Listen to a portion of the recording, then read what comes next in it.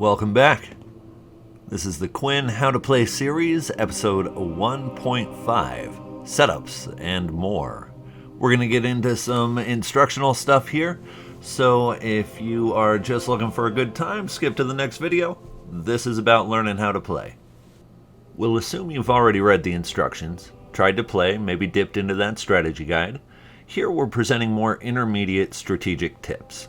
Starting with the setup phase, you'll notice some common themes: powerful, aggressive, fast pieces in the front, slower pieces or ones that move in unusual ways like voids, time, memory, all in the back. What you don't want is your shadows or peripherals stuck behind a void. Now let's look at a stacked setup as opposed to the tiered setup we just saw. Here we've got voids stacked on sightlines 2 and 4, shadows defending each other on sightline 3. Less common, but still powerful. Intermediate players often start the game without light even on the board. Bring it in early to mid-game, but by starting without it, you get a whole nother piece to play with. There's a time screen set up here. That's a little more advanced. We're going to come back to it in a couple minutes. Let's explore some clone setups. Here we have 5 voids on the board at the start. Couple quick memory swaps, and we've got a void at ring 1.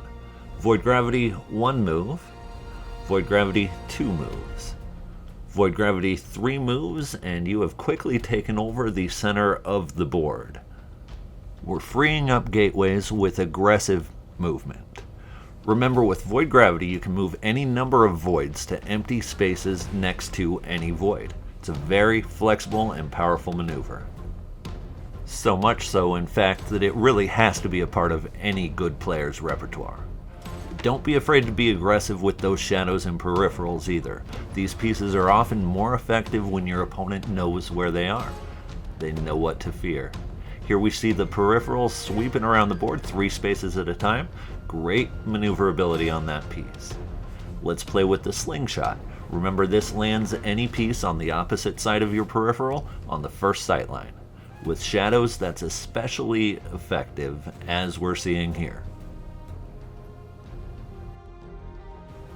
Then let's say we've lost both of our shadows. Artificial light can now move 5 spaces per turn. That's accelerated artificial light. We've got 4 of them on the board at this point, thanks to that void gravity and the artificial light reinforcement power. Let's look at how it works crossing the iris. Can't reach the iris from sightline 4, so we move to sightline 3. Every time we cross the iris, we skip first sight. Forward, backward, lots of flexibility. Choose which sightline you approach from, choose which sightline you exit along. Artificial light is your best anti-void measure, no less. So if somebody hits you with that void wall, throw your shadows at it. Bring on the artificial light and tear it down. Don't let them keep it. Let's look at ring 1. Here we've got a peripheral on ring 1, playing with that slingshot. Say your opponent had a screen on the iris. Now you've still got that range.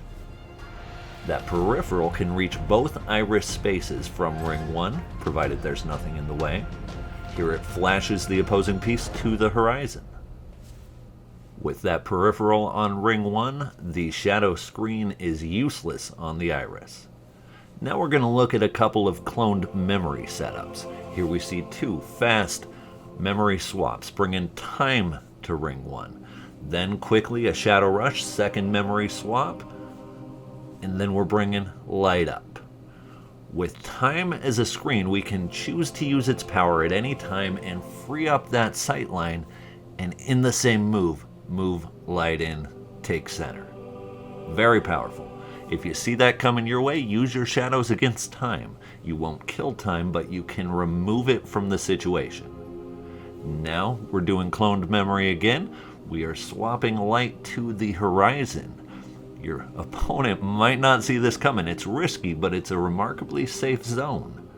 Now we're going to do a second memory swap, and we're bringing a void up this time. Remember, voids can't move directly to the horizon. As a group, they get across with gravity. Even with just 2 voids, gravity is very powerful. Watch how we swing them around each other here, any way we like. Each one of these would be a complete move, of course. Now we've got a screen too deep on that sight line. Light's going to take a couple moves, but it's going to go right into the middle.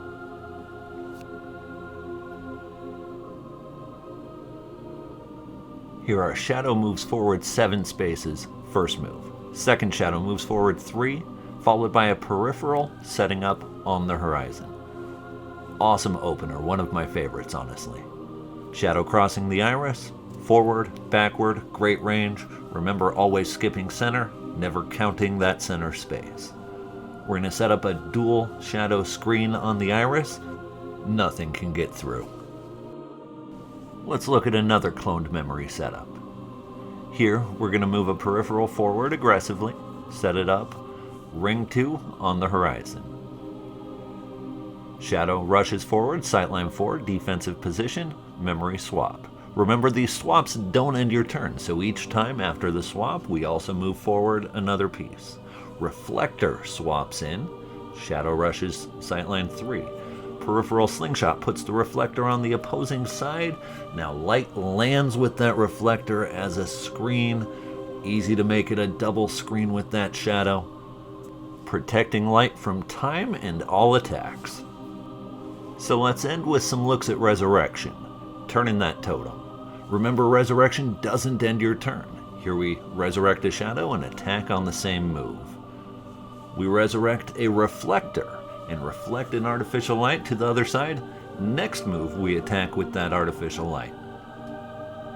Resurrect time and use its power immediately. Top Quinn players are pros at stacking powers. Resurrect, use time, use memory, all in the same move, then move a piece and attack. Change the shape of the game before they even know what hit them. That's what we've got time for here today. Thanks for coming with us.